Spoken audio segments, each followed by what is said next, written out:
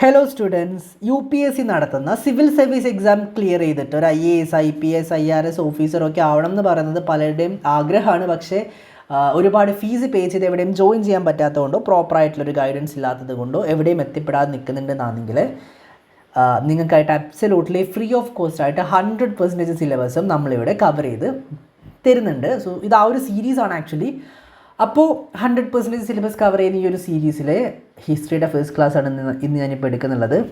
ഞാൻ ഇതിനു മുമ്പ് അപ്ലോഡ് ചെയ്തിട്ടുള്ള ക്ലാസ്സസിലൊക്കെ നിങ്ങളുടെ നല്ല രീതിയിലുള്ള പ്രതികരണം കിട്ടിയിട്ടുണ്ടായിരുന്നു. സോ ഞാൻ ജോഗ്രഫിയുടെ ഫസ്റ്റ് ക്ലാസ് പ്രൊവൈഡ് ചെയ്തിട്ടുണ്ട്. Lecture number 1 continental drift theory. ഞാൻ ജസ്റ്റ് ഒന്ന് കാണിക്കാം. സോ വീഡിയോയുടെ ഡിസ്ക്രിപ്ഷൻ ബോക്സ് എന്ന് പറയുന്നത് ഈ lecture number 1 continental drift theory complete explanation four UPSC and SSC.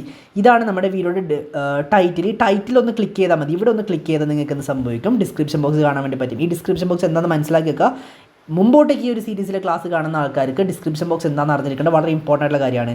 ഇവിടെ ജസ്റ്റ് ഒന്ന് ക്ലിക്ക് ചെയ്താൽ മതി. ഇവിടെ ജസ്റ്റ് ഒന്ന് ടാപ്പ് ചെയ്താൽ മതി, നമ്മുടെ ഡിസ്ക്രിപ്ഷൻ ബോക്സ് ഓപ്പൺ ചെയ്യേണ്ടി വരും. ഒന്ന് നല്ല സ്ക്രോൾ ചെയ്ത് ഇവിടെ എന്തുണ്ട്, ഇവിടെ ഓറിയൻറ്റേഷൻ ക്ലാസ് ഉണ്ട്. നിങ്ങളെടുത്ത് ഈ ഹിസ്റ്ററിയുടെ ക്ലാസ് ആയിക്കോട്ടെ, ഇനി മുമ്പോട്ട് അപ്ലോഡ് ചെയ്യാൻ പോകുന്ന പോളിറ്റി അല്ലെങ്കിൽ ഹിസ്റ്ററിയുടെ തന്നെ ആൻഷ്യൻ, മോഡേൺ, മെഡിവൽ ഏത് ക്ലാസ്സും ആയിക്കോട്ടെ, എല്ലാത്തിൻ്റെ ഡിസ്ക്രിപ്ഷൻ ബോക്സിലും ഓറിയൻറ്റേഷൻ ക്ലാസ്സിന് ലിങ്ക് ഉണ്ടാവും. ഇവിടെ ഒന്ന് ക്ലിക്ക് ചെയ്താൽ മതി, നിങ്ങൾക്ക് ഓറിയൻറ്റേഷൻ ക്ലാസ് കാണാൻ വേണ്ടി പറ്റും. ഓറിയൻറ്റേഷൻ ക്ലാസ്സിൽ ഡീറ്റെയിൽ ആയിട്ട് 100%ഉം എന്താണ് എക്സാം, എങ്ങനെയാണ് നടക്കുന്നത്, എന്താണ് ഇതിൻ്റെ സ്റ്റേജസ് ഒക്കെ ഞാൻ ഓറിയൻറ്റേഷൻ ക്ലാസ്സിൽ അബ്സല്യൂട്ട്ലി പ്രോപ്പറായിട്ട് ഞാൻ അതിൽ എക്സ്പ്ലെയിൻ ചെയ്തിട്ടുണ്ട്. സോ ഓറിയൻറ്റേഷൻ ക്ലാസ് നിർബന്ധമായിട്ട് ആദ്യം കാണുക. അത് കണ്ടതിന് ശേഷം മാത്രമേ ഹിസ്റ്ററി ക്ലാസ് കാണാൻ പാടുള്ളൂ. ഓറിയൻറ്റേഷൻ ക്ലാസ് കാണാത്ത ആൾക്കാർ ഓറിയൻറ്റേഷൻ ക്ലാസ് കാണാം. പ്ലസ് ഈ ഡിസ്ക്രിപ്ഷൻ ബോക്സിൽ ഞാൻ എല്ലാ ഹിസ്റ്ററിയുടെ ക്ലാസ്സസും പ്രോപ്പറായിട്ട് പ്രൊവൈഡ് ചെയ്യും. ചിലപ്പോൾ ഒരു ലിങ്ക് ഉണ്ടാവും, ആ ലിങ്ക് ക്ലിക്ക് ചെയ്താൽ ഒരു പ്ലേലിസ്റ്റിലേക്ക് എത്തും. അവിടെ ലെക്ചർ നമ്പർ 1, 2, 3, 4, 5, 6 എന്ന് പറഞ്ഞ എല്ലാ ഹിസ്റ്ററിയുടെ ക്ലാസ്സും ഓർഗനൈസ്ഡ് മാനറിൽ ഉണ്ടാവും. അത് പറ്റിയില്ല എന്നാണെങ്കിൽ ഞാൻ ലെക്ചർ നമ്പർ 1, ലെക്ചർ നമ്പർ 2 എന്നൊക്കെ പറഞ്ഞിട്ട് ഓരോ ക്ലാസ്സിൻ്റെയും ലിങ്ക് പ്രൊവൈഡ് ചെയ്യാം. പ്ലസ് ഞാൻ മാക്സിമം ഒറ്റൊരു ലിങ്കിൽ ഒരു എൻ്റയർ പ്ലേലിസ്റ്റ് ക്രിയേറ്റ് ചെയ്യാൻ വേണ്ടി നോക്കാം. ലെക്ചർ നമ്പർ 1 കണ്ടിട്ട് മാത്രമേ മുമ്പോട്ട് പോകാൻ വേണ്ടി പാടുള്ളൂ. 1, 2, 3, 4, 5, 6 എന്നൊക്കെ പറഞ്ഞിട്ട് പോകാൻ പാടുള്ളൂ. ചിലപ്പോൾ നിങ്ങൾ ലെക്ചർ നമ്പർ 10 ഒക്കെ കാണുന്നുണ്ടെന്നാണെങ്കിൽ അതിൽ നിന്ന് തുടങ്ങരുത്. ലെക്ചർ നമ്പർ 1 തന്നെ നിർബന്ധമായിട്ടും തുടങ്ങാം. ആൻഡ് ഈ ഓറിയൻറ്റേഷൻ ക്ലാസ് കാണാത്ത ഒരു കാരണവശാൽ ഇതിൻ്റെ പ്രിപ്പറേഷൻ ഇറങ്ങിത്തിരിക്കരുത്. ഓറിയൻറ്റേഷൻ ക്ലാസ് നിർബന്ധമായിട്ട് കാണാം. എല്ലാ ക്ലാസ്സിനും ഡിസ്ക്രിപ്ഷൻ ബോക്സിൽ ഓറിയൻറ്റേഷൻ ക്ലാസ്സിന് ലിങ്ക് ഉണ്ടാവും. ടെലിഗ്രാമിൽ ജോയിൻ ചെയ്തില്ലെങ്കിലും കുഴപ്പമില്ല, വാട്സാപ്പ് ഗ്രൂപ്പിൽ നിർബന്ധമായിട്ടും ജോയിൻ ചെയ്യുക. കാരണം ഇതിൻ്റെ നോട്ട്സ് അടക്കമുള്ള കാര്യങ്ങൾ അവിടെയാണ് ഞാൻ ആക്ച്വലി നിങ്ങൾക്ക് പ്രൊവൈഡ് ചെയ്യുന്നത്. ക്ലിയർ ആണല്ലോ? ഇപ്പോൾ ചാനലിൻ്റെ പേര് IAS മലയാളം എന്ന് പറഞ്ഞിട്ടാണ് കൊടുത്തിട്ടുള്ളത്. സോ ഇത്രയും കാര്യങ്ങൾ എനിക്കിവിടെ പറയാനുണ്ട്. ഇനി ഞാൻ ആക്ച്വലി ഹിസ്റ്ററിയുടെ സ്റ്റാർട്ട് ചെയ്യാൻ വേണ്ടി പോവാണ്. എന്താ സ്റ്റാർട്ട് ചെയ്യാൻ പോകുന്നത്? ഹിസ്റ്ററിയാണ് സ്റ്റാർട്ട് ചെയ്യാൻ പോകുന്നത്. ഓറിയൻറ്റേഷൻ ക്ലാസ് കണ്ടിട്ട് വരുന്ന കുട്ടികൾക്ക് ഏകദേശം അറിയാൻ പറ്റും ഹിസ്റ്ററിയിൽ നമുക്ക് എന്തൊക്കെ പഠിക്കാനുണ്ടെന്നുള്ളത്. നമുക്ക് ആൻഷ്യൻ ഹിസ്റ്ററി പഠിക്കാനുണ്ട്. ആൻഷ്യൻ ഹിസ്റ്ററി എന്ന് വെച്ചാൽ 2 മില്യൺ ഇയേഴ്സ് മുൻപ് നമ്മൾ ഹണ്ടേഴ്സും ഗ്യാദറേഴ്സും ഒക്കെ ആയിരുന്നു. ഹണ്ട് ചെയ്തിട്ടും മൃഗങ്ങളെ വേട്ടയാടിയിട്ടൊക്കെയാണ് നമ്മൾ ജീവിച്ചിട്ടുണ്ടായിരുന്നത്, സർവൈവ് ചെയ്തിട്ടുണ്ടായിരുന്നത്. 2 മില്യൺ ടു ഈ കിങ്ഡംസ് ഒക്കെ സെറ്റപ്പ് ചെയ്യുന്നൊരു ടൈം ഉണ്ടല്ലോ, അവിടം വരെയാണ് ആൻഷ്യൻ പാർട്ടിൽ നമ്മൾ ഡീൽ ചെയ്യുക. ഓക്കെ. ഒന്നാമത്തെ ആൻഷ്യൻ ഇന്ത്യൻ ഹിസ്റ്ററി, രണ്ടാമത്തത് medieval Indian history. Medieval Indian history ഈ കിങ്ഡംസ് ഒക്കെ സെറ്റപ്പ് ചെയ്യുന്നുണ്ടല്ലോ, അവിടം തൊട്ട് മൊണാർക്കിയൽ പീക്ക് റൂളാണ് നമ്മൾ മെഡിവൽ ഹിസ്റ്ററിയിൽ പഠിക്കാൻ വേണ്ടി പോകുന്നത്. രാഷ്ട്രകൂത്ത, ഗുർജ പ്രതിഹാരാസ്, അല്ലെങ്കിൽ ചോലാസ്, പാണ്ഡ്യാസ്, പല്ലവാസ്, നമ്മൾ ഡീറ്റെയിൽ ആയിട്ട് കിങ്ഡത്തിൻ്റെ മൊണാർക്കൽ റൂളിൻ്റെ ഏറ്റവും പീക്ക് ടൈമാണ് മെഡിവൽ പാർട്ടിൽ ഡീൽ ചെയ്യുക. മൂന്നാമത് നമ്മൾ പോകുന്നത് മോഡേൺ ഇന്ത്യൻ ഹിസ്റ്ററിയിലേക്കാണ്. മോഡേൺ ഇന്ത്യൻ ഹിസ്റ്ററി എന്ന് വെച്ചാൽ ഈ മൊണാർക്കൽ റൂളിൻ്റെ പീക്ക് ടൈമിന് ശേഷം യൂറോപ്യൻസ് ഇന്ത്യയിലേക്ക് വന്ന് കാലുകുത്തുന്നുണ്ട്. യൂറോപ്യൻസ് ഇന്ത്യയിൽ വന്ന് കാലുകുത്തിയതിന് ശേഷം സ്വാതന്ത്ര്യം കിട്ടുന്നത് വരെയുള്ള കാര്യങ്ങളാണ് മോഡേൺ പാർട്ടിൽ ഡീൽ ചെയ്യുക. ശേഷം പോസ്റ്റ് ഇൻഡിപെൻഡൻസ് എന്ന് വെച്ചാൽ സ്വാതന്ത്ര്യം കിട്ടിയതിന് ശേഷമുള്ള കുറച്ച് കാര്യങ്ങൾ. നിങ്ങളിത് നോക്കുക, ഇതൊരു സീക്വൻഷ്യൽ മാനറിലാണ് പോകുന്നത്. എന്ന് വെച്ചാൽ 20 ലക്ഷം വർഷങ്ങൾക്ക് മുൻപ് അല്ലെങ്കിൽ ഒരു 25 ലക്ഷം വർഷങ്ങൾക്ക് മുൻപ് ഹണ്ടിങ് ഗ്യാദറിങ് ചെയ്ത ആൾക്കാർ ജീവിച്ച കാലം തൊട്ട് കിങ്ഡംസ് ഒക്കെ സെറ്റപ്പ് ചെയ്യുന്ന രീതിയിലേക്കാണ് ആൻഷ്യൻ പാർട്ടിൽ നമ്മൾ നോക്കുക. ആൻഡ് ഈ കിങ്ഡംസ് ഒക്കെ സെറ്റപ്പ് ചെയ്തതിന് ശേഷം ഗുപ്താസിന് ശേഷം പീക്കായിട്ടുള്ള മൊണാർക്കൽ റൂളാണ് നമ്മൾ മെഡിവൽ പാർട്ടിൽ നോക്കുക. ശേഷം മോഡേൺ പാർട്ടിൽ നമ്മൾ എന്താ നോക്കുന്നത്, ഈ മൊണാർക്കൽ റൂൾ പീക്കായിട്ട് നടക്കുന്നുണ്ട്. ശേഷം യൂറോപ്യൻസ് ഇന്ത്യയിലേക്ക് വന്ന് കാലുകുത്തുന്നു. ആദ്യം വന്ന് പോർച്ചുഗീസ് ഇന്ത്യയിലേക്ക് കാലുകുത്തുന്നു. Portuguese East India company Vasco da Gama കണ്ടുപിടിച്ച direct sea route, the Cape of Good Hope through direct sea റൂട്ടിൽ വന്ന് യൂറോപ്യൻസ് ഇന്ത്യയിലേക്ക് വന്ന് കാലുകുത്തുന്നു. That means Portuguese East India കമ്പനിയാണ് ആദ്യം വരുന്നത്. ശേഷം ഓരോ ആൾക്കാരായിട്ട് വരുന്നു. അവസാനം ഫ്രഞ്ച് ഈസ്റ്റ് ഇന്ത്യ കമ്പനി അടക്കം വരുന്നു. ഇതിൽ ബ്രിട്ടീഷേഴ്സിൻ്റെ ഡോമിനൻസും എല്ലാ കാര്യങ്ങളും 1947 സ്വാതന്ത്ര്യം കിട്ടുന്നത് വരെയുള്ള കാര്യങ്ങൾ നമ്മൾ മോഡേൺ പാർട്ടിൽ നോക്കും. അതിൻ്റെ ഇടയിൽ വരുന്ന ഒരുപാട് കലാപവും ഒക്കെ നമ്മൾ നോക്കും. സ്വാതന്ത്ര്യം കിട്ടിയതിന് ശേഷം ഒരുപാട് കാര്യങ്ങൾ സംഭവിക്കുന്നുണ്ടല്ലോ, ഇൻക്ലൂഡിങ് പാർട്ടീഷൻ അടക്കമുള്ള കാര്യങ്ങൾ പോസ്റ്റ് ഇൻഡിപെൻഡൻസ് പാർട്ടിൽ നമ്മൾ ഡീൽ ചെയ്യും. ഇതാണ് ഏറ്റവും ഇമ്പോർട്ടൻ്റ് ആയിട്ടുള്ള കാര്യം. ഇതൊരു സീക്വൻഷ്യൽ ക്രോണോളജിക്കൽ മാനറിലാണ് പോകുന്നത്. ഒരു സീക്വൻഷ്യൽ മാനറിൽ ഇത് പോകുന്നുള്ളത്. ഈ സീക്വൻഷ്യൽ മാനറിൽ ഇത് പഠിച്ചാൽ മാത്രമേ നിങ്ങൾക്ക് തലയിൽ കയറുള്ളൂ. സീക്വൻഷ്യൽ മാനറിൽ പഠിച്ചില്ലെങ്കിൽ അവിടെ നിന്ന് ഇവിടെ നിന്നൊക്കെ പോയിട്ട് കണ്ട ഒന്നും മനസ്സിലാവില്ല. സോ നിങ്ങൾ ആദ്യം തന്നെ മെഡിവൽ കാണാൻ വേണ്ടി വന്നോ, ഒന്നും കിട്ടില്ല. മോഡേൺ കാണാൻ വേണ്ടി വന്നോ, ഒന്നും കിട്ടില്ല. ആൻഷ്യൻ കാണുക, മെഡിവൽ കാണുക, മോഡേൺ കാണുക, പോസ്റ്റ് ഇൻഡിപെൻഡൻസ് കാണുക. ആ ഒരു സീക്വൻഷ്യൽ മാനറിൽ പോവുക. Number 5 art and culture. Art and culture എന്ന് വെച്ചാൽ ആൻഷ്യൻ, മെഡിവൽ, മോഡേൺ ടൈമിലൊക്കെ ഒരുപാട് പെയിൻറ്റിങ്സും ഒരുപാട് കാര്യങ്ങൾ ഉണ്ടാക്കിയിട്ടുണ്ട്. അതേപോലെ തന്നെ ഒരുപാട് ടെമ്പിൾസ് അല്ലെങ്കിൽ ഒരുപാട് ആർക്കിടെക്ചർ, മോണ്യുമെൻറ്റ്സ്, ഒരുപാട് കൾച്ചേഴ്സ് ഒക്കെ ഉണ്ട്. അതൊക്കെ നമ്മൾ ആർട്ട് ആൻഡ് കൾച്ചർ പാർട്ടിൽ ഡീൽ ചെയ്യും. അവസാനം നമ്മൾ വേൾഡ് ഹിസ്റ്ററി കൂടെ ലിറ്റിൽ ബിറ്റ് നോക്കും. ഇതിൽ വേൾഡ് ഹിസ്റ്ററി ആക്ച്വലി ഒരുപാട് അങ്ങനെ പഠിക്കാനില്ല. പോസ്റ്റ് ഇൻഡിപെൻഡൻസും വേൾഡ് ഹിസ്റ്ററിയും കുറച്ച് കമ്പാരിറ്റീവ്ലി കുറച്ച് കുറവാണ്. ബാക്കിയുള്ള ആൻഷ്യൻ, മെഡിവൽ, മോഡേൺ ആർട്ട് ഭയങ്കര ഇമ്പോർട്ടൻ്റ് ആണ്. നല്ല രീതിയിൽ നോക്കിയാൽ മാത്രമേ തലയിൽ കിട്ടുള്ളൂ. ഓക്കെ, സോ വേൾഡ് ഹിസ്റ്ററി ഇതിൽ റിട്ടേൺ പാർട്ടിൽ മാത്രമേ വരുന്നുള്ളൂ. റിട്ടേൺ എക്സാമിൽ മാത്രമേ ഇത് ആക്ച്വലി വരുന്നുള്ളൂ. MCQ ആയിട്ട് ഉണ്ടാവില്ല. ബാക്കി ഇത് 5ഉം MCQ ആയിട്ടും റിട്ടേൺ ആയിട്ടും രണ്ടായിട്ടും ഉണ്ടാവും. ഇതിൽ നിങ്ങൾ മനസ്സിലാക്കിയിരിക്കേണ്ട കാര്യം, നിങ്ങളിപ്പോൾ വേറെ ഏതെങ്കിലും കോച്ചിങ് ഇൻസ്റ്റിറ്റ്യൂട്ടിൽ പോയി ജോയിൻ ചെയ്തിട്ടുണ്ടെങ്കിൽ അവർ ചിലപ്പോൾ ഏർലി മെഡിവലൊക്കെ എടുത്തിട്ടുണ്ടാവും. ചിലപ്പോൾ ഏർലി മെഡിവൽ അല്ലെങ്കിൽ ഏർലി മോഡേണൊക്കെ അവർ എടുക്കുന്നുണ്ടാവും. ചിലപ്പോൾ ഏർലി മോഡേണൊക്കെ ആദ്യം തന്നെ എടുക്കുന്ന ആൾക്കാരുണ്ട്. ചില സ്ഥലത്ത് മോഡേൺ പാർട്ട് ആദ്യം എടുക്കുന്ന ആൾക്കാരുണ്ട്. എല്ലാം ഓക്കെയാണ്. നിങ്ങളിപ്പോൾ വേറെ ഏതെങ്കിലും ഒരു കോച്ചിങ് ഇൻസ്റ്റിറ്റ്യൂട്ടിൽ ജോയിൻ ചെയ്തിട്ടുണ്ടെങ്കിൽ അവർ അതിനനുസരിച്ചിട്ടുള്ള പ്രോപ്പറായിട്ടുള്ള നോട്ട്സ് നിങ്ങൾക്ക് തരും. അത് ഫോളോ ചെയ്തിട്ട് പോവുക, അതിലൊരു പ്രശ്നമില്ല. പക്ഷേ എൻ്റെ ക്ലാസ് കണ്ടിട്ടാണ് പഠിക്കുന്നതെന്നാണെങ്കിൽ ആൻഷ്യൻ കണ്ടതിന് ശേഷം മാത്രമേ അതിന് ശേഷമുള്ള പാർട്ടിലേക്ക് പോകാൻ വേണ്ടി പാടുള്ളൂ. ആൻഷ്യൻ കണ്ടതിന് ശേഷം മാത്രമേ മെഡിവലിലേക്ക് പോകാൻ വേണ്ടി പാടുള്ളൂ. മെഡിവൽ കണ്ടതിന് ശേഷം മാത്രമേ മോഡേണിൽ പോകാൻ പാടുള്ളൂ. മോഡേണിന് ശേഷം പോസ്റ്റ് ഇൻഡിപെൻഡൻസ് കാണാൻ വേണ്ടി പാടുള്ളൂ. ശേഷം മാത്രമേ ആർട്ട് ആൻഡ് കൾച്ചർ കാണാൻ വേണ്ടി പാടുള്ളൂ. പിന്നെ മാത്രമേ വേൾഡ് ഹിസ്റ്ററിയിലേക്ക് പോകാൻ വേണ്ടി പാടുള്ളൂ. ഇത് എൻ്റെ ഒരു വേ ഓഫ് ടീച്ചിങ് ആണ്. എല്ലാവരുടെ വേ ഓഫ് ടീച്ചിങ് ഡിഫറെൻ്റ് ആയിരിക്കും. ചില ആൾക്കാർ ഇപ്പോൾ ഹിസ്റ്ററിയിൽ ആൻഷ്യൻ, മെഡിവലൊക്കെ ഓൾമോസ്റ്റ് സെയിം ഫാക്കൽറ്റീസ് എടുക്കുന്ന സ്ഥലത്തൊക്കെ അവർ ചിലപ്പോൾ ആൻഷ്യൻ തന്നെ ചില ടോപ്പിക്സ് ബാക്കിയാക്കി വെക്കും, എന്നിട്ട് അത് മെഡിവലിൽ എടുക്കും അല്ലെങ്കിൽ മോഡേണിൽ എടുക്കും. അങ്ങനെയൊക്കെ ഉണ്ട്. സോ ഇത് ഒരു കോച്ചിങ് ഇൻസ്റ്റിറ്റ്യൂട്ട് മാത്രം ഫോളോ ചെയ്യുക, 2-3 ബ്ലൈൻഡ്ലി ഫോളോ ചെയ്യാണ്ടിരിക്കുക. ഇതെൻ്റെ ഒരു റിക്വസ്റ്റ് കൂടിയാണ്. സോ എൻ്റെ ക്ലാസ് കണ്ട് പഠിക്കുന്ന സമയത്ത് ഇതൊരു സീക്വൻഷ്യൽ മാനറിൽ തന്നെ പഠിക്കണം. ക്ലിയർ? ഓക്കെ, പാരലത്തിക് കേസിലേക്ക് പോകുന്നതിന് മുൻപേ ഞാനൊരു ജസ്റ്റ് സെക്കൻഡ് ഞാനൊരു പേജ് എടുത്തതിന് ശേഷം കുറച്ച് കാര്യങ്ങൾ എനിക്ക് പറയേണ്ട. അതിന് ശേഷം ഞാൻ ടോപ്പിക്കിലേക്ക് കടക്കാം. ജസ്റ്റ് സെക്കൻഡ്, ഒന്ന് വെയിറ്റ് ചെയ്യുക, ഒന്ന് ശ്രദ്ധിക്കണേ. സോ ആക്ച്വലി പ്രീ ഹിസ്റ്റോറിക് എറ, പ്രോട്ടോ ഹിസ്റ്റോറിക് എറ, ഹിസ്റ്റോറിക് എറ, ഇങ്ങനെ 3 രീതിയിൽ നമുക്ക് ഹിസ്റ്ററിയെ ഡിവൈഡ് ചെയ്യാൻ വേണ്ടി പറ്റും. ഇതിൽ നിങ്ങൾ മനസ്സിലാക്കേണ്ട ഒരു കാര്യം എന്താണെന്ന് വെച്ചാൽ, പ്രോട്ടോ ഹിസ്റ്റോറിക്കൽ എന്ന് വെച്ചാൽ റിട്ടൺ എവിഡൻസും ഇല്ല, റീഡിങ്ങും പോസിബിൾ അല്ല. അതാണ് പ്രീ ഹിസ്റ്റോറിക്കൽ എന്ന് വെച്ചാൽ റിട്ടൺ പാർട്ടില്ല. ആരും ഇതിൻ്റെ എവിഡൻസ് എവിടെയും എഴുതി വെച്ചിട്ടൊന്നുമില്ല. അതുകൊണ്ട് തന്നെ നമുക്ക് വായിച്ച് മനസ്സിലാക്കാനുള്ള പോസിബിൾ വേസും ഇല്ല. ഇതാണ് പ്രീ ഹിസ്റ്റോറിക് എറ. പ്രോട്ടോ ഹിസ്റ്റോറിക് എറ എന്ന് വെച്ചാൽ റിട്ടൺ പാർട്ട് ഉണ്ട്. ആൾക്കാർ മാനുസ്ക്രിപ്റ്റായിട്ടും ഇൻസ്ക്രിപ്ഷൻസ് ആയിട്ടൊക്കെ എഴുതി വെച്ചിട്ടുണ്ട്. പക്ഷെ അവർ എഴുതി വെച്ചിട്ടുള്ള ലാംഗ്വേജ് ഏതാണെന്ന് മനസ്സിലാക്കാനോ അത് ഡീകോഡ് ചെയ്യാൻ ഇന്നത്തെ കാലത്ത് ഒരു മനുഷ്യനും അതിനുള്ള കഴിവ് കാപ്പബിലിറ്റി ഇല്ല. അതുകൊണ്ട് തന്നെ റീഡിങ് പോസിബിൾ അല്ല. എന്ന് വെച്ചാൽ എഴുതി വെച്ചിട്ടുണ്ട് പക്ഷേ റീഡിങ് പോസിബിൾ അല്ല. നമ്മുടെ കയ്യിൽ ഒരു മൊബൈൽ ഫോൺ ഉണ്ടെന്ന് വിചാരിച്ചോ, iPhone 16 Pro Max, ആരെങ്കിലും പാസ്വേഡ് ഇട്ട് ലോക്ക് ചെയ്ത് വെച്ചിട്ടുണ്ടെന്ന് വിചാരിച്ചോ. നിങ്ങളുടെ കയ്യിൽ ഫോണുണ്ട്, പക്ഷേ ഫോണുണ്ട്, അതിനകത്ത് ഒരുപാട് കാര്യങ്ങളുണ്ട്, ഒരുപാട് ഡാറ്റാസൊക്കെ ഉണ്ട്, പക്ഷേ ലോക്കാണ്, നിങ്ങൾക്ക് അതിൻ്റെ പാസ്വേഡ് അറിയില്ല. അതേപോലത്തെ അവസ്ഥയാണ്. എഴുതി വെച്ചിട്ടുണ്ട് നമ്മുടെ പാസ്റ്റ് എന്താണ്, അവരെങ്ങനെയാണ് സർവൈവ് ചെയ്ത്, അവർ ചെയ്ത കാര്യങ്ങൾ എന്തൊക്കെയായിരുന്നു, അവരുടെ കൾച്ചേഴ്സ് എന്താണെന്നൊക്കെ അവർ എഴുതി വെച്ചിട്ടുണ്ട്.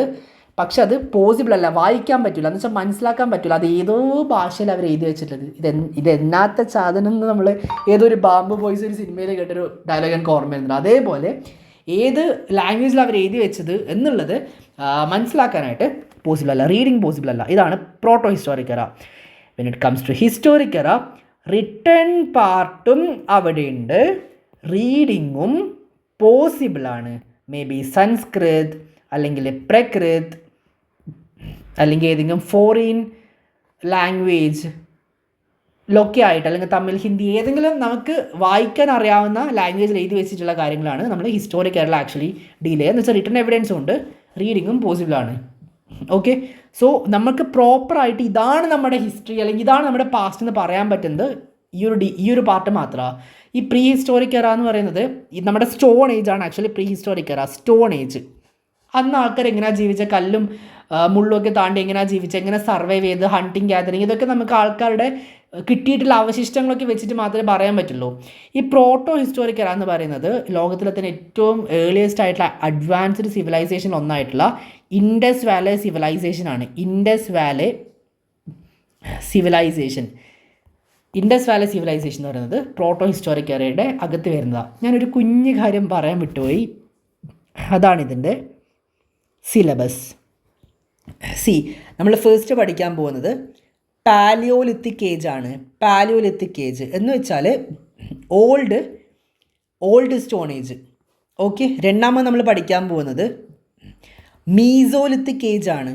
മീസോലിത്തിക് ഏജ് എന്ന് വെച്ചാൽ മിഡിൽ സ്റ്റോൺ ഏജ്. മൂന്നാമത് നമ്മൾ പഠിക്കാൻ പോകുന്നത് നിയോലിത്തിക് ഏജ് ആണ്. നിയോലിത്തിക് ഏജ് എന്ന് വെച്ചാൽ ന്യൂ സ്റ്റോൺ ഏജ്.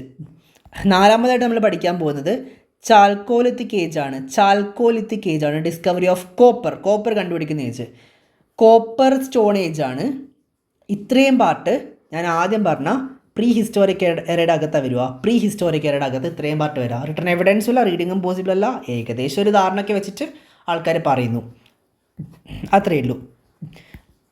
അഞ്ചാമത്തത് Indus valley civilisation. Indus valley civilisation എന്ന് പറയുന്നത് ലോക ചരിത്രത്തിലെ തന്നെ ഏറ്റവും ഏർലിയസ്റ്റ് ആയിട്ടുള്ള, ഏറ്റവും അഡ്വാൻസ്ഡ് ആയിട്ടുള്ള, ഏറ്റവും ഏർലിയസ്റ്റ് ആൻഡ് അഡ്വാൻസ്ഡ് ആയിട്ടുള്ള സിവിലൈസേഷൻ ഒന്നാണ് IVC, ഇൻഡസ് വാലി സിവിലൈസേഷൻ.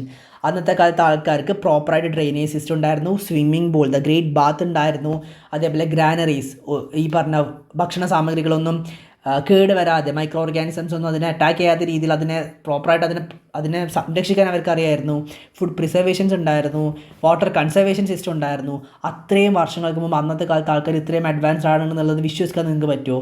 അത്രയും അഡ്വാൻസ്ഡ് ആയിട്ടുള്ള ഏറ്റവും ഏർലിയസ്റ്റ് ആയിട്ടുള്ള സിവിലൈസേഷൻ ഒന്നാണ് ഇൻഡസ് വാലി സിവിലൈസേഷൻ. ഇത് ഭയങ്കര ഇമ്പോർട്ടൻ്റ് ആണ്, ഭയങ്കര ഫേമസ് ആണ്, ഭയങ്കര ഇമ്പോർട്ടൻ്റ് ആയിട്ടുള്ള ഒരു സിവിലൈസേഷനാണ് ഇൻഡസ് വാലി സിവിലൈസേഷൻ. ഇതിന് മറ്റൊരു പേരും കൂടി ഉണ്ട്, അതാണ് ഹറപ്പൻ സിവിലൈസേഷൻ. ആദ്യം കണ്ടുപിടിച്ച സൈറ്റാണ് ഹറപ്പ, അതുകൊണ്ടാണ് ഹറപ്പൻ സിവിലൈസേഷൻ കൂടെ പേര് വരാൻ കാരണം. പിന്നെ ഹറപ്പ, മോഹൻജദാരോ, റാക്കിഗർ, ധോലാവീറ, സുർക്കോത്തര, സുത്ക സിന്ധു എന്നൊക്കെ പറഞ്ഞ് കുറച്ച് സൈറ്റ്സും കൂടെ പഠിക്കാനുണ്ട് നമുക്ക്. സോ ഇന്ത്യയിലെന്നും പറയാൻ പറ്റില്ല, ലോകത്തിലെ തന്നെ ഏറ്റവും, ഇന്ത്യയിലെന്ന് പറഞ്ഞാൽ അതിനെ താഴ്ത്തി പറയാൻ പറ്റില്ല, ലോകത്തിലെ തന്നെ ഏറ്റവും ഏർലിയസ്റ്റ് ആൻഡ് ഏറ്റവും അഡ്വാൻസ്ഡ് ആയിട്ടുള്ള സിവിലൈസേഷനിൽ ഒന്നാണ് ഇൻഡസ് വാലി സിവിലൈസേഷൻ. അവരെക്കുറിച്ച് നമുക്ക് പഠിക്കാനുണ്ട്, കാരണം അവർ പ്രസൻറ്റ് ഡേ പാകിസ്ഥാനിലും ഇന്ത്യയിലൊക്കെ ആയിട്ടാണ് അവരുടെ പല സൈറ്റ്സും വരുന്നത്. ഓക്കെ, ആറാമത് നമ്മൾ ഏർലി വേദിക് ഏജിലേക്ക് പോകും. ഏർലി വേദിക് ഏജ്, ഒരു കാര്യം പറയാൻ വിട്ടുപോയല്ലോ, ഇൻഡസ് വാലി സിവിലൈസേഷൻ വരുന്നത് പ്രോട്ടോ ഹിസ്റ്റോറിക് എറയിലാണ്. Early Vedic age, arrival of Aryans. Aryans എന്ന് വെച്ചാൽ ഫോറിനേഴ്സ് ആണ്. ഇന്ത്യക്ക് പുറത്തുനിന്ന് ഇന്ത്യയിലേക്ക് ത്രൂ ഹോഴ്സ് വന്ന ആൾക്കാരെയാണ് നമ്മൾ ആര്യൻസ് ആക്ച്വലി പറയുന്നത്. ഫോറിനേഴ്സിനാണ് ആര്യൻസ് നമ്മൾ ആക്ച്വലി പറയുന്നത്. സോ ഏർലി വേദിക് ഏജ്, ശേഷം later Vedic age. Early Vedic ഏജിൻ്റെ പ്രത്യേകത എന്താണെന്നറിയോ? നിങ്ങൾ ബൈ പ്രൊഫഷനാണ് നിങ്ങളുടെ കാസ്റ്റ് തീരുമാനിക്കുക. എന്ന് വെച്ചാൽ നിങ്ങൾക്കിപ്പോൾ ഒരു യോദ്ധാവാൻ താല്പര്യമുണ്ടോ? നിങ്ങൾ ക്ഷത്രിയാണ്. നിങ്ങൾക്കിപ്പോൾ പൂജകളൊക്കെ ചെയ്യാൻ താല്പര്യമുണ്ടോ? നിങ്ങൾ ബ്രാഹ്മണാണ്. നിങ്ങൾ ട്രേഡിംഗ് ഒക്കെ ചെയ്യാൻ താല്പര്യമുണ്ടോ? നിങ്ങൾ വൈശ്യാണ്. മർച്ചൻ്റ് ആണെങ്കിൽ വൈശ്യാണ്. നിങ്ങൾക്കിപ്പോൾ ആൾക്കാരുടെ സെർവൻ്റ് ആയിട്ടാണ് ജീവിക്കാൻ താല്പര്യം എന്നാണെങ്കിൽ നിങ്ങൾ ശൂദ്ര. ഇതാണ് വർണ്ണ സിസ്റ്റം എന്ന് പറയുന്നത്. നിങ്ങൾക്ക് ചെയ്യാൻ താല്പര്യമുള്ള തൊഴിൽ ബേസിസിലാണ് നിങ്ങളുടെ കാസ്റ്റ് തീരുമാനിക്കുക. പക്ഷേ ലേറ്റർ വേദിക് ഏജിലേക്ക് എത്തുന്ന സമയത്ത് കാസ്റ്റ് സിസ്റ്റം റിജിഡ് ആവുന്നുണ്ട്. ബൈ ബർത്ത് കാസ്റ്റ് തീരുമാനിക്കുന്ന രീതിയിലേക്ക് പിന്നെയാണ് വരുന്നത്. ഇപ്പോൾ അച്ഛൻ ബ്രാഹ്മണാണെങ്കിൽ മകൻ ബ്രാഹ്മൺ, അച്ഛൻ ക്ഷത്രിയാണെങ്കിൽ മകൻ ക്ഷത്രിയ, അച്ഛൻ വൈശ്യാണെങ്കിൽ മകൻ വൈശ്യ, അച്ഛൻ ശൂദ്രനാണെങ്കിൽ മകൻ ശൂദ്രൻ. ആ ഒരു രീതിയിലേക്ക് ലേറ്റർ വേദിക് ഏജിലാണ് വരുന്നുള്ളത്. ഈ ഒരു സമയത്തൊക്കെ കുറച്ചൊക്കെ റിട്ടേൺ എവിഡൻസ് അവൈലബിൾ ആണ്. ഫോർ എക്സാമ്പിൾ റിജ് വേദ എന്നൊക്കെ നമ്മൾ പറയില്ലേ, റിജ് വേദ എന്നൊക്കെ നമ്മൾ പറയില്ലേ, അതൊക്കെ കയ്യിൽ ആക്ച്വലി ഉണ്ടായിരുന്നു. അതിനുശേഷമുള്ള ടോപ്പിക്ക് ലേറ്റർ വേദിക് ഏജിന് ശേഷം 16 മഹാജൻപദാസ് എന്ന് വെച്ചാൽ ചില പാർട്ടിൽ ആദ്യം കുറച്ച് ആൾക്കാർ, ഒരു 100 ആൾക്കാർ അടങ്ങുന്ന ഒരു ട്രൈബൽ ഗ്രൂപ്പ് ഉണ്ടായിരുന്നു. നമ്മളതിനെ ജനപദ എന്ന് പറയും, ജനപദ. ശേഷം അവർ 100 to 300 ആൾക്കാർ അടങ്ങുന്ന പ്രോപ്പറായിട്ടൊരു ടെറിട്ടറിയിലേക്ക് എത്തി. പ്രോപ്പറായിട്ടൊരു കാട് അതിർത്തി എന്നൊക്കെ നമ്മൾ പറയില്ല, അതുപോലെ ഒരു അതിർത്തിയിലേക്ക് എത്തി. അവരെ നമ്മൾ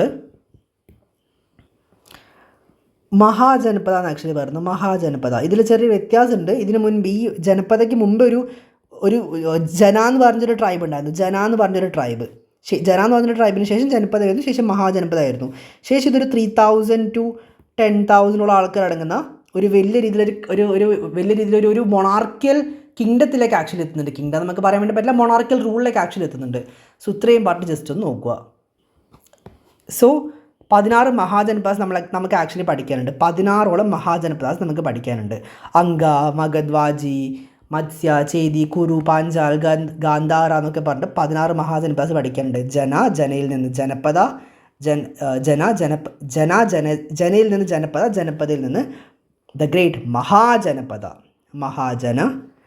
16ഓളം മഹാജനപദാസാണ് നമുക്ക് പഠിക്കാനുള്ളത്. ഇത് കിങ്ഡം എന്ന് പറയാൻ വേണ്ടി പറ്റില്ല, കാരണം അത്രയും വലുതായിരുന്നില്ല ആക്ച്വലി. ഇനീഷ്യലി ഇതൊക്കെ കുഞ്ഞു ടെറിട്ടറീസ് ആയിരുന്നു നമുക്ക് വേണമെങ്കിൽ പറയാം. അംഗ, വാജി, മത്സ്യ, ചേരി എന്നൊക്കെ പറഞ്ഞിട്ട്. സോ ഈ 16 മഹാജനപദാസിൽ ഏറ്റവും പവർഫുൾ ആയിട്ടുണ്ടായിരുന്നത് ഈ 15ഓളം മഹാജനപദാസിനും അബ്സോർബ് ചെയ്ത, ഡിഫീറ്റ് ചെയ്ത ഒറ്റൊരു ടോപ്പ് മോസ്റ്റ് പവർഫുൾ ആയിട്ടുള്ള മഹാജനപദയായിരുന്നു മഗധ്. ഈ മഗധിൽ നിന്നാണ് നന്ദ എംപയർ ഉണ്ടാകുന്നത്. നന്ദ എംപയറിൽ നിന്നാണ് ഒരു ദിവസം ചാണക്യൻ സദസ്സിലേക്ക് വരുന്നു. ധനനന്ദ അപമാനിക്കുന്നു. ചാണക്യൻ ഒരു കുട്ടിയെ എടുത്ത് വളർത്തി യോദ്ധാവാക്കി സൈന്യത്തെയും കൂട്ടി വന്ന് യുദ്ധം ചെയ്ത് ആ കുട്ടിയെ കൊണ്ടുപോയി സിംഹാസനത്തിലിരുത്തുന്നു. രാജ്യത്തിന് പുതിയ പേര് കൊടുത്തു, മൗര്യൻ എംപയർ. ആ കുട്ടിയുടെ പേരാണ് ചന്ദ്രഗുപ്ത മൗര്യ, ദ ഗ്രേറ്റ് ചന്ദ്രഗുപ്ത മൗര്യ. മൗര്യൻ എംപയറിലേക്കുള്ള ട്രാൻസ്ഫോർമേഷൻ. മഗധിൽ നിന്ന് നന്ദ എംപയർ ഉണ്ടാകുന്നു, ശേഷം അതിൽ നിന്ന് മൗര്യൻ എംപയർ ഉണ്ടാകുന്നു. ഇതാണ് ആക്ച്വലി റിയാലിറ്റി. സോ ജസ്റ്റ് ഒരു 16 മഹാജനപദാസിനെ കുറിച്ച് നമ്മൾ പഠിക്കും. ജനപദ, മഹാജനപദ. ഋഗ്വേദ അടക്കമുള്ള കുറച്ച് മെറ്റീരിയൽസൊക്കെ റെഫർ ചെയ്തിട്ടാണ് ആക്ച്വലി നമ്മുടെ ഇത്തരത്തിലുള്ള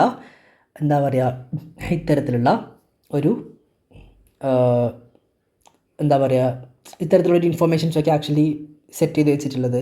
വേണമെങ്കിൽ ജന എന്ന് പറയുന്നത് ആക്ച്വലി ഒരു ആക്ച്വലി ഒരു ട്രൈബൽ ഗ്രൂപ്പാണ്.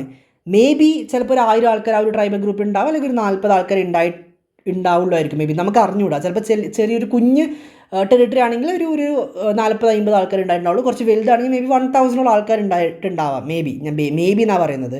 ഇനി വെൻ ഇറ്റ് കംസ് ടു ജനപദ, ഒരു മേ ബി ഒരു 100 അല്ലെങ്കിൽ ഒരു 500 ആൾക്കാർ അടങ്ങുന്ന ഒരു കുഞ്ഞ് ടെറിട്ടറി ആയിരിക്കാം ജനപദ. അല്ലെങ്കിൽ മേ ബി ഒരു 10,000, 20,000 അല്ലെങ്കിൽ ഒരു 30,000 ആൾക്കാർ വരെ അടങ്ങുന്ന കുറച്ചും കൂടെ വലിയൊരു വാസ്റ്റായിട്ടുള്ളൊരു ടെറിട്ടറി ആയിരിക്കാം ജനപദ. ഈ മഹാജനപദ എന്ന് പറയുന്നത് മേ ബി ഒരു 1,00,000+ ആൾക്കാർ ഉണ്ടാവാം. അല്ലാന്നാണെങ്കിൽ ഒരു 40,000 അല്ലെങ്കിൽ ഒരു 20,000 ആൾക്കാർ അടങ്ങുന്ന ഒരു കുഞ്ഞു ടെറിട്ടറി ആവാം, depending upon the kingdom.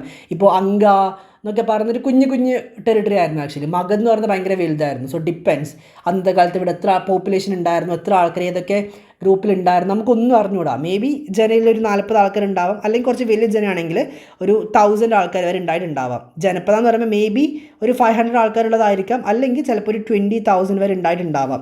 Mahajanapada എന്ന് പറയുമ്പോൾ മേ ബി ഒരു 10,000 ഉണ്ടായിട്ടുണ്ടാവാം, അല്ലാന്നാണെങ്കിൽ ചിലപ്പോൾ ഒരു 1,00,000+ ഉണ്ടായിട്ടുണ്ടാവാം. അതറിയില്ല, നമുക്ക് എക്സാക്ട്ലി പറയാൻ വേണ്ടി പറ്റില്ല. ഒരുപാട് സോഴ്സ് റെഫർ ചെയ്താൽ പോലും നമുക്ക് എക്സാക്ട്ലി പറയാൻ വേണ്ടി പറ്റില്ല. സോ അവിടെ ഒരുപാട് ഇത്തരത്തിലുള്ള ലിമിറ്റേഷൻസ് ആക്ച്വലി ഉണ്ട്. എനിവേ 16 മഹാജനപദാസിനെ കുറിച്ച് പഠിക്കും. ശേഷം നമ്മൾ മഹാജനപദാസ് നമ്മൾ കംപ്ലീറ്റ് ചെയ്തതിന് ശേഷം നമ്മൾ ബുദ്ധിസം നമ്മൾ പഠിക്കും. ബുദ്ധിസം കഴിഞ്ഞതിന് ശേഷം നമ്മൾ ജൈനിസം പഠിക്കും. ജൈനിസം നമ്മൾ നോക്കും. ജൈനിസം നോക്കിയതിന് ശേഷം നമ്മൾ മൗര്യൻ എംപയർ നമ്മൾ നന്നായിട്ട് നോക്കും. മൗര്യൻ എംപയറിന് ശേഷം നമ്മൾ ഗുപ്ത എറ ഒന്ന് നോക്കും. പിന്നെ കുറച്ച് മിസലേനിയസ് ടോപ്പിക്സ് ബാക്കിയുണ്ട്. ഈ മിസലേനിയസ് ടോപ്പിക്സ് നമ്മൾ ശേഷം ഡീൽ ചെയ്യും. ഓക്കെ, ശേഷം കുറച്ച് മിസലേനിയസ് ടോപ്പിക്സ് ബാക്കിയുണ്ട്, അത് അവസാനം നമ്മൾ ഡീൽ ചെയ്യും. ഇത്രയും കാര്യങ്ങളാണ് ആൻഷ്യൻ്റ് പാർട്ടിൽ പഠിപ്പിക്കാനുള്ളത്. ഇതിൽ പ്രീ ഹിസ്റ്റോറിക്കൽ എന്താണെന്ന് മനസ്സിലായല്ലോ. എന്താ ഈ palaeolithic, mesolithic, neolithic and chalcolithic age ആണ്. പ്രോട്ടോ ഹിസ്റ്റോറിക്കൽ എന്താണെന്ന് മനസ്സിലായല്ലോ. പ്രോട്ടോ ഹിസ്റ്റോറിക്കൽ എന്ന് വെച്ചാൽ ഇൻഡസ് വാലി സിവിലൈസേഷൻ അടക്കമുള്ള കാര്യങ്ങളാണ്. ഹിസ്റ്റോറിക്കൽ എന്ന് വെച്ചാൽ സ്പെസിഫിക്കലി പറയുകയാണെങ്കിൽ നമ്മുടെ യൂറോപ്യൻസ് വരുന്നതും അല്ലെങ്കിൽ അശോക പില്ലർ ഇൻസ്ക്രിപ്ഷൻസ് ഇതൊക്കെയാണ് ഹിസ്റ്റോറിക്കലിൽ ആക്ച്വലി വരുന്നത്. കാരണം റിട്ടൺ എവിഡൻസ് ഉണ്ട്, റീഡിങ് പോസിബിൾ ആണ്. അല്ലെങ്കിൽ ലൈക്ക് ലേറ്റർ വേദിക് ഏജ് തൊട്ടും കുറച്ചൊക്കെ എവിഡൻസ് ഉണ്ട്. സോ അതും ഹിസ്റ്റോറിക്കലാണെന്ന് വേണമെങ്കിൽ പറയാം, കുഴപ്പമില്ല. സോ ഇത്രയും കാര്യങ്ങളൊന്ന് മനസ്സിലാക്കുക. ലെക്ചർ നമ്പർ 2 നമുക്ക് ടോപ്പിക്സിലേക്ക് പോകും. ഞാൻ എല്ലാം ഒരു 10-12 മിനിറ്റ് ദീർഘമുള്ള ക്ലാസ് ആയിരിക്കും എല്ലാ ഹിസ്റ്ററി പാർട്ടിലും ഞാൻ ഇടുക. കാരണം എനിക്കൊരു 20 മിനിറ്റ് 30 മിനിറ്റ്സിലേക്ക് പോകാനുള്ളൊരു സമയത്തിനൊരു പ്രശ്നമുണ്ട്. അതുകൊണ്ടൊരു 10 to 12 മിനിറ്റ് ദീർഘ്യമുള്ള ക്ലാസ് ആയിരിക്കും ഞാൻ ലെക്ചർ നമ്പർ 1, 2, 3 എന്നൊക്കെ പറഞ്ഞിടുക. സോ മേ ബി 20 ക്ലാസ് വേണ്ടെടുത്ത് ആൻഷ്യൻ്റ് ഹിസ്റ്ററി തീർക്കാൻ നമുക്ക് ചിലപ്പോൾ ഒരു 35 to 40 ക്ലാസ് വേണ്ടി വന്നേക്കാം. ഞങ്ങൾ കുഞ്ഞു ക്ലാസ് ആയിരിക്കും അപ്ലോഡ് ചെയ്ത്. ഇപ്പോൾ 20 മിനിറ്റ് ആയിട്ടുണ്ട്. ഒരു 12 മിനിറ്റ് ദീർഘ്യമുള്ള ക്ലാസ് ഞാൻ അപ്ലോഡ് ചെയ്യുള്ളൂ. കാരണം എനിക്ക് അപ്ലോഡ് ചെയ്യാനും കുറച്ചും കൂടെ സൗകര്യമായിരിക്കും. ഞാൻ വേറെയും ഓൺലൈനായിട്ട് കോഴ്സസ് നടത്തുന്നുണ്ട്. എൻ്റെ ഡയറക്റ്റ് മെൻറ്റർഷിപ്പോടെ കൂടിയിട്ട് ഒരു 500 രൂപ പെർ മന്ത് ഫീസ് ചെയ്യുന്ന ബാച്ചസ് ഞാൻ പ്രൊവൈഡ് ചെയ്യുന്നുണ്ട്. അതിലേക്ക് താല്പര്യമുണ്ട് ജോയിൻ ചെയ്യുന്നതാണെങ്കിൽ ഗ്രൂപ്പിൽ ജോയിൻ ചെയ്യുക. അഡ്മിൻ ഞാൻ എന്നെ കോൺടാക്ട് ചെയ്യാവുന്നതാണ്. സോ അതിൻ്റേതായിട്ടുള്ള തിരക്കുള്ളത് കൊണ്ട് ഞാൻ ഒരു 12 മിനിറ്റ് ദീർഘമുള്ള ക്ലാസ് ആയിരിക്കും യൂട്യൂബിൽ ഈ ഒരു സീരീസിൽ അപ്ലോഡ് ചെയ്യുക. പക്ഷേ അതിൽ എല്ലാ കാര്യങ്ങളും ഞാൻ കവർ ചെയ്യും, അത് ഉറപ്പാണ്. ഫോർ ഷുവർ ഞാൻ എല്ലാ കാര്യങ്ങളും അതിൽ കവർ ചെയ്യും. PPT ഒക്കെ വെച്ച് ഞാൻ പ്രോപ്പറായിട്ട് തന്നെ എടുക്കും. ഓക്കെ, ആ ഒരു സമയത്തിൻ്റെ ഇഷ്യൂ ഉള്ളതുകൊണ്ട് ഒരു 12 മിനിറ്റ്, ഒരു 13 മിനിറ്റ് ദീർഘമുള്ള ക്ലാസ് ആയിരിക്കും ഞാൻ ലെക്ചർ നമ്പർ 1, 2, 3 എന്ന് പറഞ്ഞ് ഞാൻ അപ്ലോഡ് ചെയ്യുക. ഡെയിലി ഒരു 3 to 4 ക്ലാസ്സെങ്കിലും ഞാൻ അപ്ലോഡ് ചെയ്യാൻ വേണ്ടി ശ്രമിക്കാം. ഒരു 3 to 4 ലെക്ചേഴ്സ് ഞാൻ അപ്ലോഡ് ചെയ്യാൻ വേണ്ടി ശ്രമിക്കാം. സോ അങ്ങനെ പോയാൽ മാത്രമേ ഒരു ഫെബ്രുവരി മാർച്ച് ആകുമ്പോഴത്തേക്ക് എനിക്ക് കംപ്ലീറ്റ് ചെയ്യാൻ വേണ്ടി പറ്റുള്ളൂ. സോ ആ ഒരു രീതിയിൽ മുമ്പോട്ടേക്ക് എടുക്കാം. ആൻഡ് ഗ്രൂപ്പിൽ ജോയിൻ ചെയ്യാൻ മറക്കല്ലേ.